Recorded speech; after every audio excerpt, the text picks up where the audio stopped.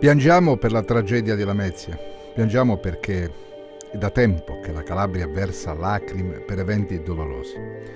Piangiamo perché il 100% dei comuni calabresi è a rischio idrogeologico.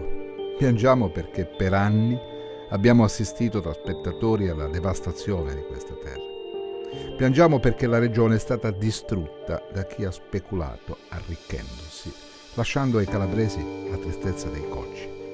Piangiamo perché nessuno ha vigilato come avrebbe dovuto. Piangiamo perché non ci siamo mai indignati, se non nei momenti del dolore. Piangiamo l'incuria del nostro territorio, sul quale in anni di oblio sono state compiute le peggio cose. Piangiamo per il futuro rubato a questa terra e ai nostri figli. E adesso che si fa? Come sempre la conta dei danni e l'indignazione postuma, un esercizio che ormai ci riesce bene, verso il quale abbiamo una discreta propensione. E come spesso avviene nei momenti intensi, aspettiamo che tutto passi per continuare poi come nulla fosse.